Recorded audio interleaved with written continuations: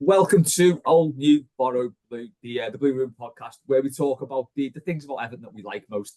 I'm joined this week by Liam and Kevin, and they're starting up their own podcast called the Good Times Podcast.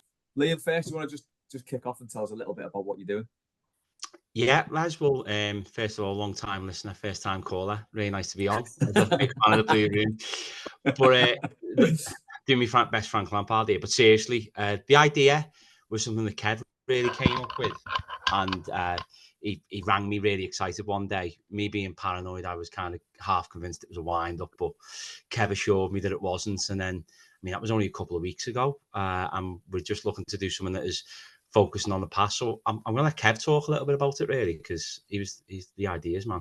Okay. Thanks, mate. I'll get my words in tonight where I can. I think it's fair to say. So really excited. Phone calls, probably pushing it a bit. I just had an idea one morning, and Liam's literally the only person that I'll be able to do it with. So if he'd have said no, that would have been it. But as soon as I texted to him, I knew that he was going to think I was winding him up.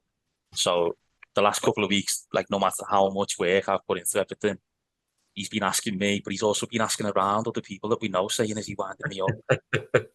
And like at one point last week, I just thought of knocking it on the head. But yeah, it's basically our way of kind of letting everything that's happened over the last 29, 30 years kind of come back to life. Like, the name is kind of obviously to most people derived from how Bill Kenwright coined it in his infamous scrap with a fan outside the ground. And I just thought, well, what Bill was saying by that was probably a bit different to what other people might interpret it as. So I just thought, it'd be good to go back and look at all those seasons and, determine if there were any good times and what they were. And because there must be a reason why we all come back to it every single year. There's got to be. So yeah, Liam's got such a good memory that I thought, well, I quite fancy documenting all of this, and Liam can really kind of enhance that with what he remembers, because it's second to none. In the end, we decided that we'd take it in turns, and we'll do one season a piece as we go along. Right, should we get into it then? Little bit of a change in the format, which threw a little bit of a curveball between the two, I think, didn't it? And Kev, you've got an interesting choice for one of these. Should set the cat amongst the pigeons, let's put it that way. So basically, up until now, the format's been old, your favourite former player, new, favourite current player, borrowed, favourite loan player, and blue, just your favourite thing about Everton. Going to remain largely the same, but I'm changing the borrowed angle because too many people were saying Manny Fernandez. So I was just like, well, we're going to have to change it. So basically, this is just a player, linked with or otherwise, just a player that you think you'd love to have seen play for Everton at any point. So that's how the borrowed things work now. So hopefully we'll get a lot more different players. So we'll kick off then with you, Liam, and your choice for former player. Yeah, this is a player who's meant a lot to me since I was 12 years of age, and unfortunately has been in the news recently. My choice for a long time would have been Kevin Campbell.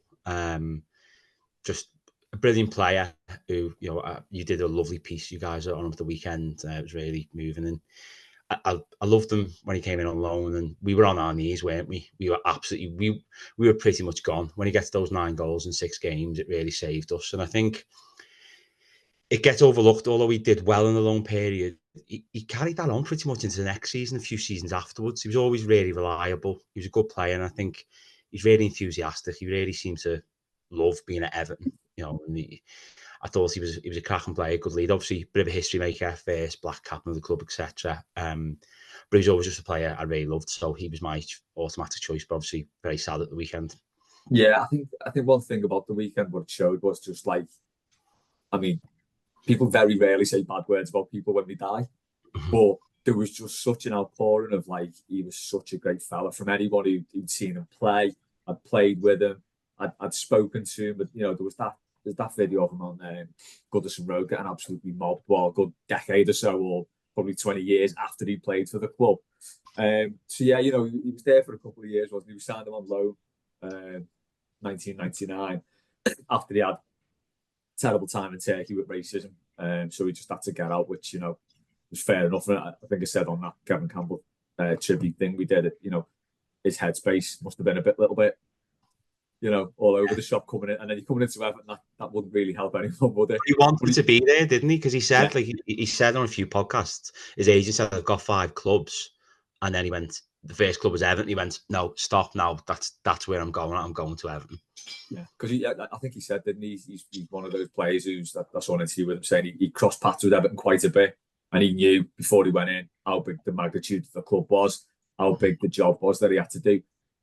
How old were you when he signed? 12. 12. What did you think when we signed? Did you think anything?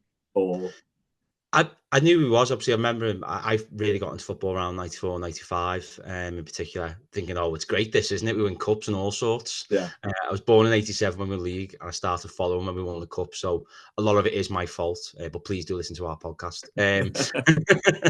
But I remember thinking kind of, I wouldn't say I was excited, but we were quite poor up front. We lost Duncan in the winter.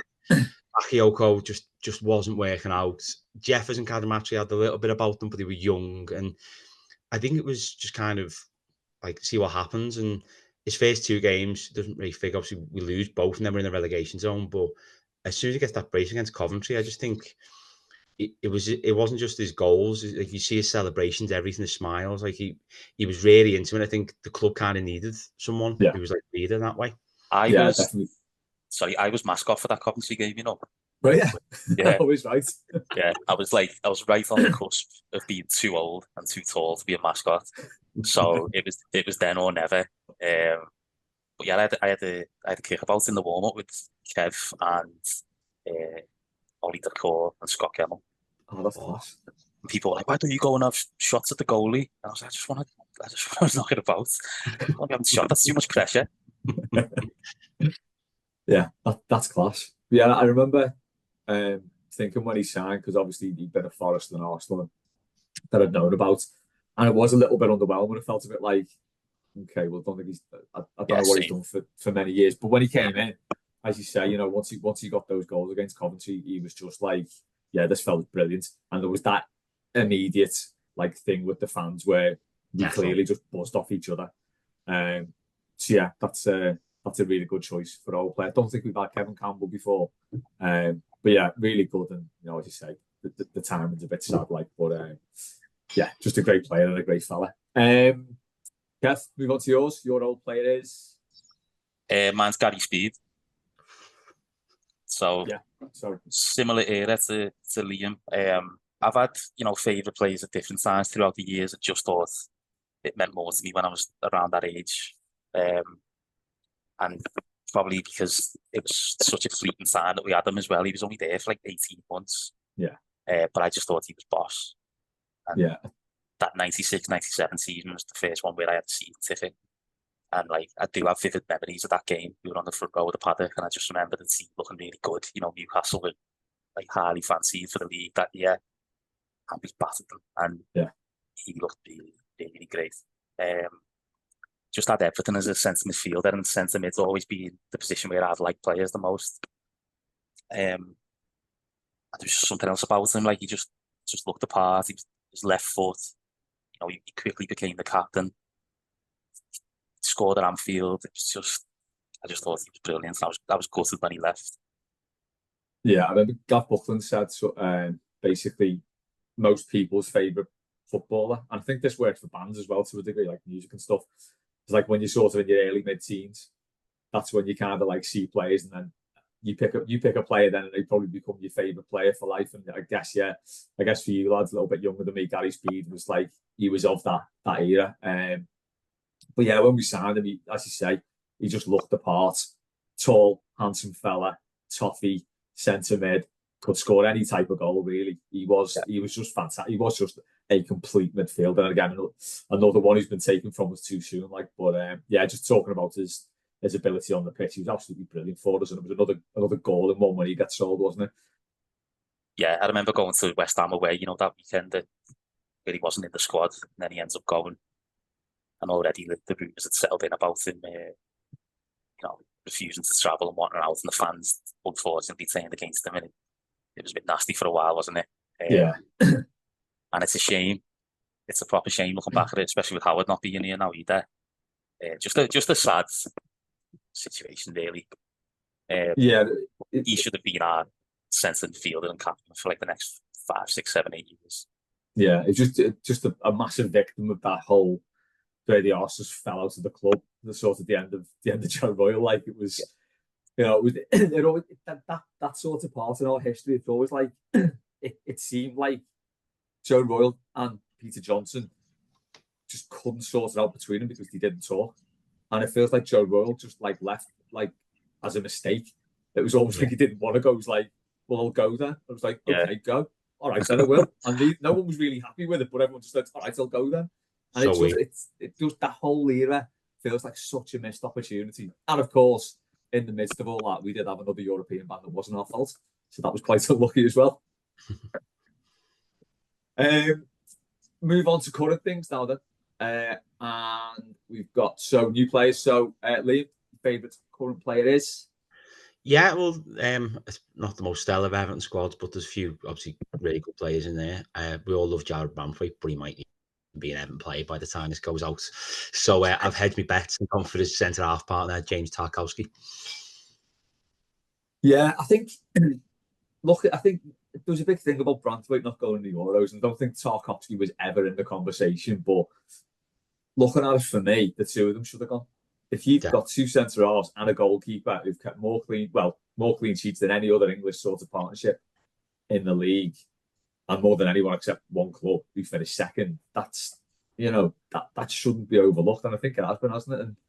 And for all the talk of Branthwaite not going, and I think Tarkowski was very unlucky to miss out because I think he's been very good for Branthwaite. The two of them sort of really complement each other, don't they? They formed a really good partnership. But yeah, I think.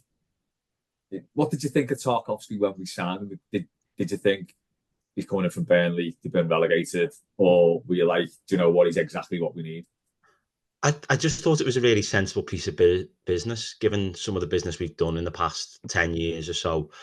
It was an experienced, solid pro of a decent level on a free transfer. I mean, just look at since he's been here 2 seasons. We went off earlier this season against Sheffield United with head injury in injury time. They're the only minutes he's missed. Yeah, he plays every minute of every game. His attitude's really good. He's maybe not as expansive on the ball as Branthwaite is, but he's not exactly a plodder, is he? He's not. He's all right with it. And his attitude, he always puts everything on the line. He's someone who seems to buy into it. And, a lot of Evertonians love a bit of needle and someone's got a bit of fight. And you see, like, last season when he's laughing at Dominic Solanke even, when he's laughing at him, or this season when he has to do with Villa and he invites Onan and Decore over, he seems to get really into it. And it's only a little thing, but I think one thing that's endeared him to a few people recently is, did you see that video on the all angles of the Calvert-Lewin goal? Oh, where he goes to him, get behind me and fucking head it. And he's the first one over there celebrating. It was only a little thing, but it brought a smile to my face. I thought you were going to say the Amazon Prime thing where he said he loves shagging. I thought that's where you were going. Your mum's watching this, Kev, so no, I won't be bringing that up. Do you know what though? I mean, that is the sort of thing that our team has missed for a while, isn't it? A player who's got the sort of presence of mind to be like, right, you do, I'll block him here, you get him behind me and sort it. And again, a player who absolutely loves the aggro. Even when he's doing that thing where he kicks it off and then just lets everyone else take over so he doesn't get into trouble. I just think there's a lot about his game sort of off the ball and sort of away from actually playing football that brings so much to the team. Absolutely. As you say, it's not a squad that's chocker with players you sort of fall in love with, but he has been brilliant. And how old is he now? 31. Should still have a good few years in him, shouldn't he? Definitely looks after himself, doesn't he? He's a good pro, and I think as well, there's some said, people forget. I think his first appearance at Goodison would have been for Oldham in the FA Cup replay in 2013. He had to come through things the hard way, and I think sometimes that gives players an appreciation in terms of. He's a very different type of player, but look how Jamie Vardy looks after himself because he's a similar age to me, and he's still going to be playing in the Premier League next season. I think someone like Tarkowski, because they've really had to work for it, they cherish every second of it and they give it everything they've got. Yeah, I think there definitely is something to that. But someone who's been sort of cosseted in the academy set up at a big club, they've had to come through the lower leagues, and yeah, you can kind of see that in his game. The sort of his approach to it, and just no nonsense defender. But I say no slouch on the ball either. Your heart's not in your mouth, is it? If the ball's No, coming back to you and he's the last man, it's you're not not Michael like Keane, is it? No, and he gets exactly. a lot of stick, Michael Keane, but he's just some of it's deserved, not all of it is. But yeah, it's not Yeah. the same, is it? No, definitely not. I kept going to yours then. Your favourite current player is?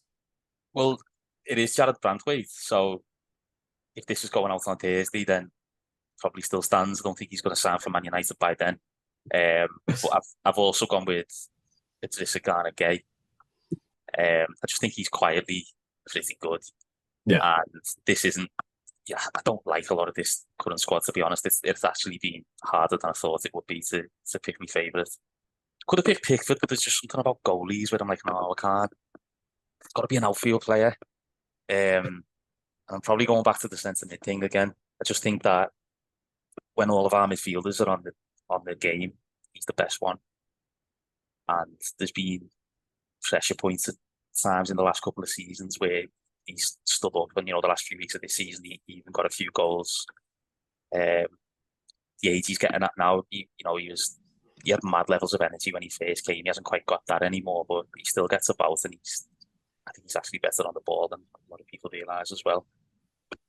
Yeah, definitely. It's like there's a lot of the times with Everton players, they seem to become more valuable to the fans when they're not playing.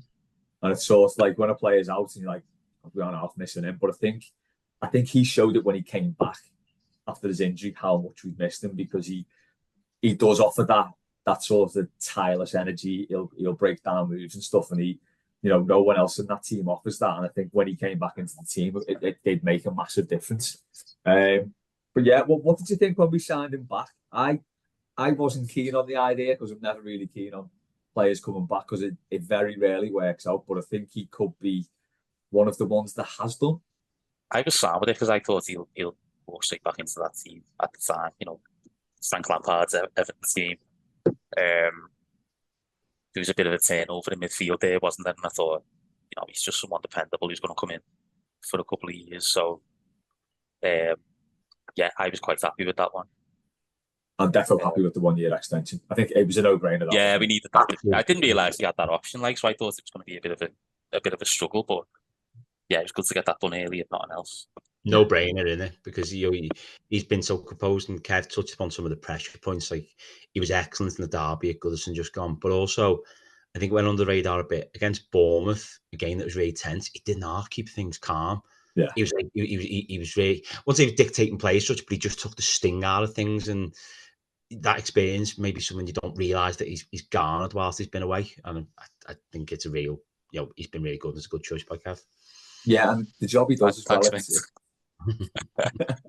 It's hard to pinpoint, isn't it?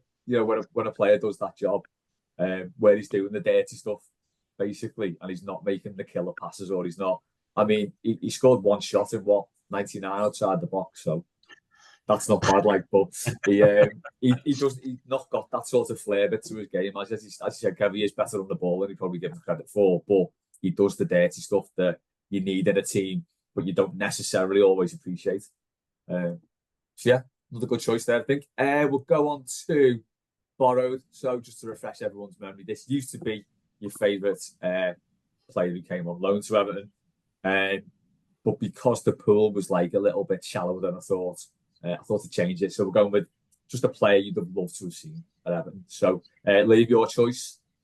Kev's going to roll his eyes now because he's a player I've loved. Probably favourite non-Everton player, Dennis Bergkamp. Just brilliant, absolutely brilliant footballer. Yeah, he's outstanding. Well, sound like Bruce Rioch as well, which is mad. It really is. Before Arsene Wenger got there. Yeah.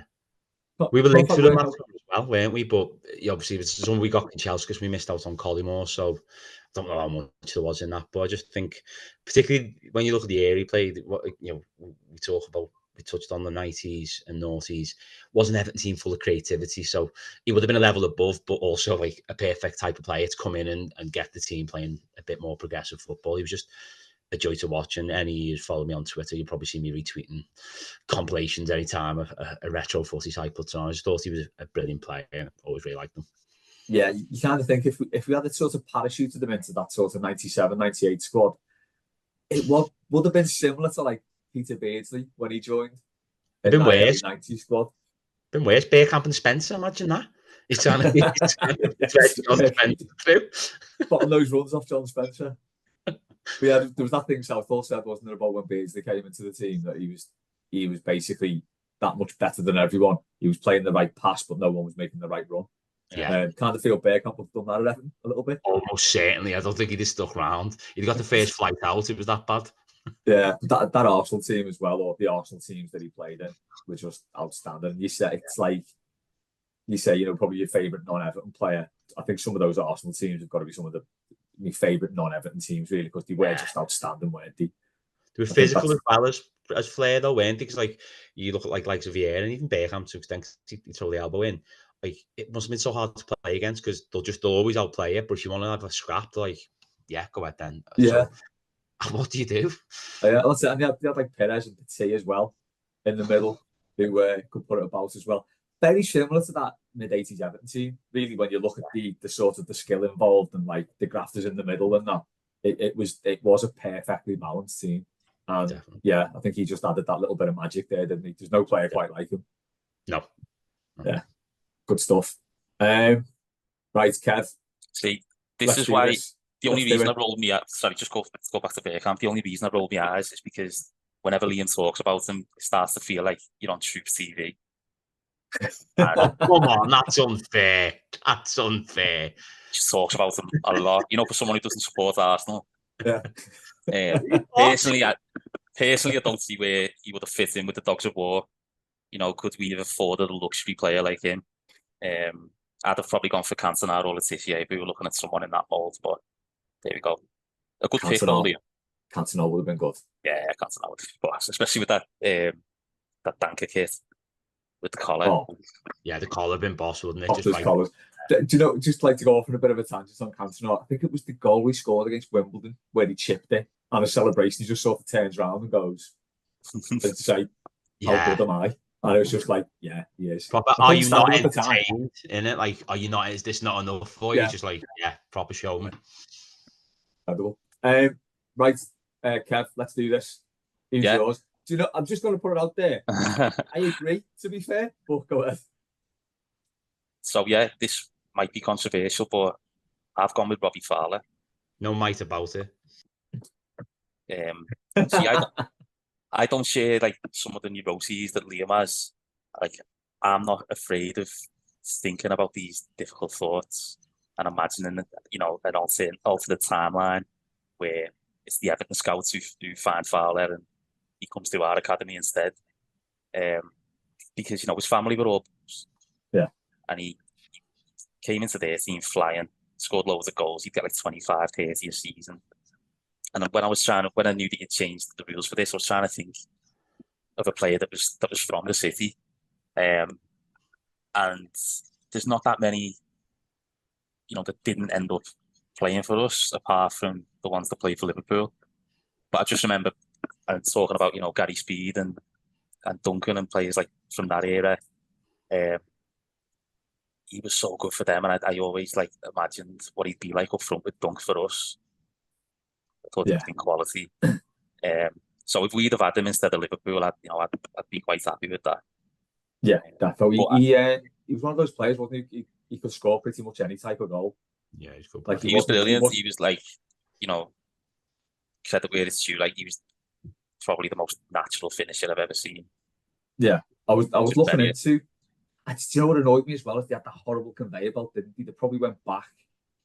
Yeah. Probably back to like Ian St. John, where they had Ian St. John, then they had Kevin Keegan, then they had Kenny Dalglish, Ian Rush, Robbie Fowler. It was like, oh, for fuck's sake, lads. That's what I mean. Like, just go from Rush to Michael Owen, and we'll have Robbie in the mid-90s, because he wouldn't have stayed there long anyway. You know, we'd have sold him to Newcastle or Tottenham or someone. Yeah. But yeah, just for a couple of years, maybe on a little 3-month loan while Duncan was in Jug. How about that? That was done. Yeah. I thought he scored more goals against us. I was looking it up and he scored 9 in 22 against us, or 23. It's quite a lot. It feels like more than that, doesn't it? Yeah. Yeah, It does he did bag quite a bit against us. He was, I say through gritted teeth, he was an absolutely brilliant player. Yeah. It wasn't quite the same after he ran into Thomas Meyer in the derby, but he was still, he was a lethal finisher, either side, either foot. Yeah, I want to make it clear, like for younger listeners of yours as well, that I'm talking about young Robbie, 90s Fowler, not Man City, not the latter day one. Yeah, definitely. I'd say it would make for interesting viewing in a parallel universe, that wouldn't it? Would love to see that. Liam sent me a picture of him a few weeks ago in a Blackburn kit, because he does this sometimes. He'll try and catch me out with like a picture of someone That in never a kit. happened. That's what I mean. And I'll go, oh, hang on, what?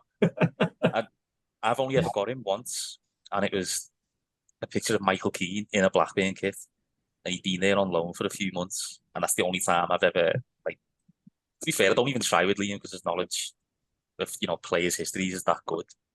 But that was the one time I got him, yeah. Again, no recollection of that whatsoever.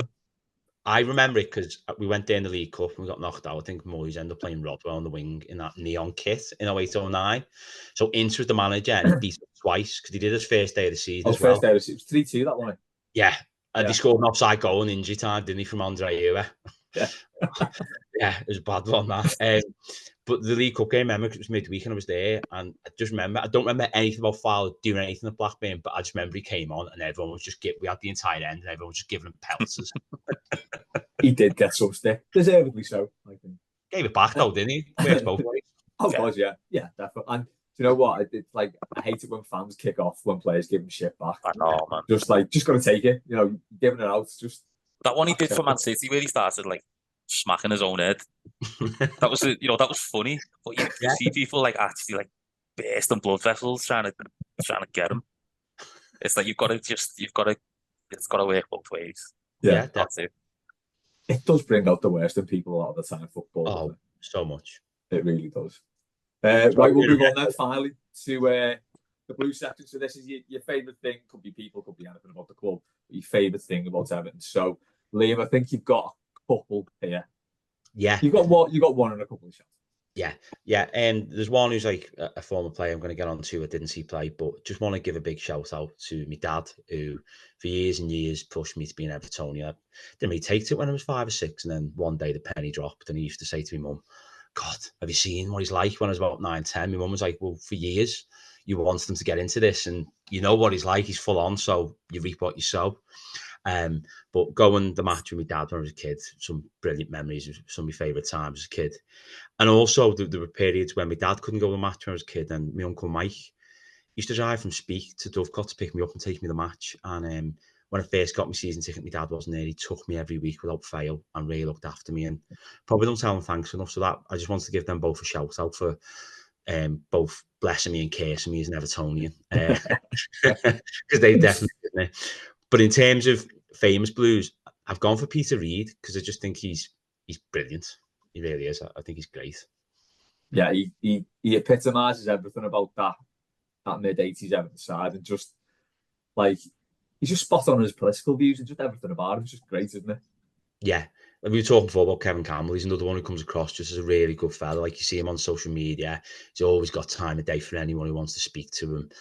And there's just a couple of little things I've seen, even his post-playing management career made me laugh. Like, remember when Lukaku equalised against Liverpool in 2015? He was on BN Sport or wherever it is, Keys and Gray are.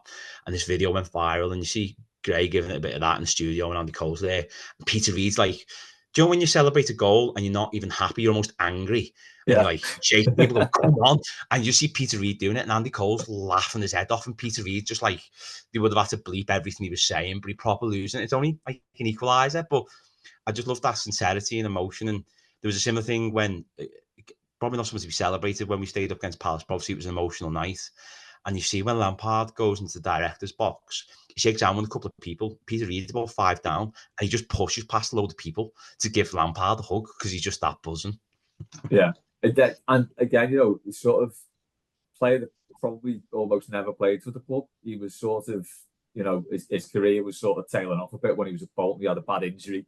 He signed for us he was a bit crocked, and I was very young at the time. What was I? But when he signed, I was 5, so I didn't really have any recollection of this. But going on what I know now, I would imagine it was probably quite an underwhelming signing. A sort of player who seems to be past his best, but I think Bolton fans might disagree, but I think we got the best years out of him. I think he certainly had his best years as a footballer with us. And yeah, he's just everything about Everton, isn't he? He's just a great fella. And if you can't get to see him at any sort of afternoons at the Denby or after dinner speaking or that, he is a very funny fella. His book's good as well. I enjoyed that. I haven't read his book. That's good. Oh, sound. Yeah, that's Matt Flusk was saying he went to Paul Bracewell at I think it was the Bridal, wasn't it? Yeah. And Peter Reid just turned up unannounced with a black eye. Nothing to do with it, but got up on stage anyway. It wasn't even his gig, but yeah, just that kind of fella. Absolute belter. And one of those as well, you wish he'd have managed us at some point. Defo. He probably did himself, because, my first game in my season tickets back before I knew it was my spec, because I got the ticket at Christmas, is his Sunderland team beat us 3-1. I think that was his last win at Goodison. I think he won some games with City as well. But it never quite, the timings never quite worked out, because Sunderland were going okay when we were doing changes, and you can understand why he would want to leave a good thing. But I definitely think after Royal left, if Sunderland were in a bit of a different position, he probably would have been a better choice than Howard Mark too, to be honest with you.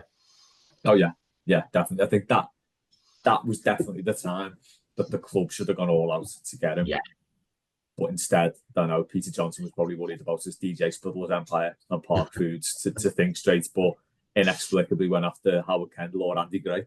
But that the great one was mad, wasn't it?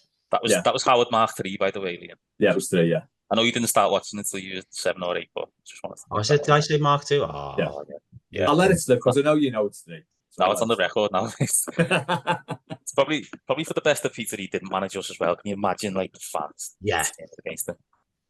Yeah, the fucking subs, dude. If it had gone sideways, yeah, definitely. Yeah, good choice for that. 5'8" as well. He's a good height. Fair enough. Kev, finally, what's your favourite thing about Everton? I just picked Goodison Park. I was trying to narrow it down to something tangible. And I just love Goodison. I remember when I was at uni, I got up on my birthday one day, and there was no one else in the house, and I just put the telly on, and it was an episode of The Big Match was on ITV4 or something, and it was Everton v Bristol City from the late 70s, and I think Joe Royle was their manager. He was on the played for them, I think. He would have played. He would have been on the playing staff there, yeah. And he was interviewed after it, and we battered them, but he was just dead complimentary about Goodison. He was like, look at the place, it's just beautiful. And I remember thinking, this is great, such a good morning, just sitting here watching this. So that always stuck with me, and I just kind of try and remember that now when I go, because we won't be there for much longer. I've always thought it just looks great, the aesthetic of it. Yeah. And you'll hear on our podcast how important aesthetics are to me and Liam. Kit, grounds, kits, nets, squad numbers, a lot. Yeah. The important stuff. And it helps that I've got a good spec. Where do you sit? I sit in the lower Bullens now, in the front row. There's a lot of moaners behind me, but I've got one of the best. Where have you got? I'm on the park. I know. I've got one of the best views in the ground, I think, though. And when I went to the Fulham game in the cup last season, I was sitting right at the back of the main stand, and it is grim. It's it's tough work watching a game like that, and it took us about 20 minutes to even just get down the stairs and down the exits at the end. Yeah. So, it's probably not fit for purpose anymore, but it's just iconic. It's going to be mad when we're there for the last time. Yeah. Not ready for that yet. I think we should change our minds. Stay. I know. I'm not ready for that either. It's going to be. What are we going to do? Countdown next season, isn't it? Literally, what are we going to do on that last game? Cry. Yeah. So just looking ahead to that, I imagine everyone's going to get in dead early, and no one's going to want to leave. Walking out of that ground for the last time is going to be heartbreaking, isn't it? The park end leaving full at 90 minutes. That's how bad it'll be. I'm not sure I'm not sure I'll get in there mega early because in the end, then you are just like watching the goalies warm up. Yeah. But yeah, leaving it, like, how are you gonna? What's gonna happen? I don't know. I just don't know. Yeah, it's gonna be a It's big exciting though. mention. We'll see. It's just a massive. It's like it's just a huge part of the club and going the game, isn't it? It's like the biggest part of it, really, because it's like it's sort of the club's identity is as much the ground as the kit, really, and more than the players, really. It's Goodison Park is Everton. It's so familiar, isn't it? Like yeah, you feel like you haven't got a care in the world outside of the match while you're there. Yeah, and as you say, aesthetically it is a lovely looking ground. I know it gets the piss taken out of it because it's dead old, but you don't get architecture like those stands anymore. Well, and the Park End's the worst stand, and it's the only one that hasn't got any posts. That's why we're in. They put all the rabble houses, but it is magic. Goodison, I listened to because it was a post-bar derby buzz. I was like listening to anything I could on the way to work next day, and he had the Gary Neville podcast on Sky. And he was quite complimentary of Everton, but he actually said, you really basically long lines of you'll really miss Goodison. And even referenced that time when he booted the ball of someone in the family enclosure. But he kind of accepted that's part of the charm of it, that like it really gets on top of you. And when it turns, it's probably the worst place in the world. But when it gets rocking, there's nothing like it, is there? It's absolutely nothing like it. You always feel strangely proud when you hear a pundit or another player say something like that about it.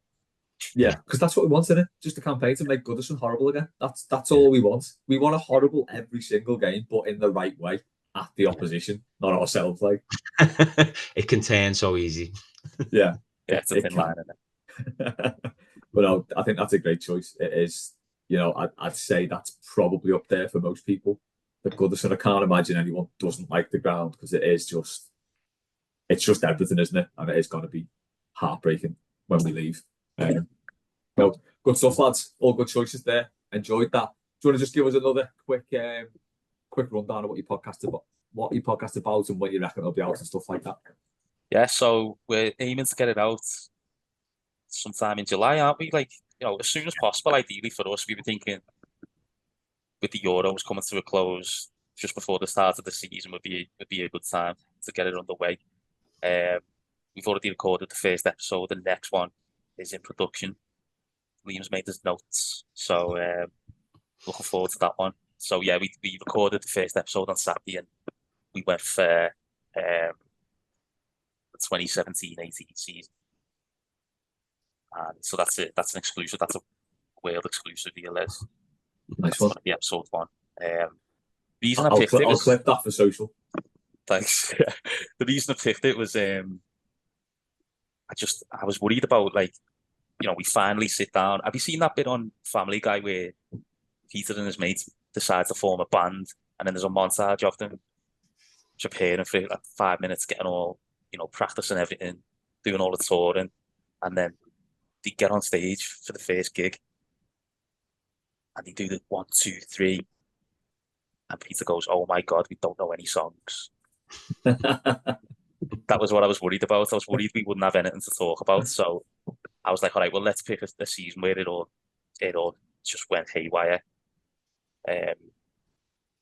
Started to regret that when I was making my notes because I was knackered by like October, November.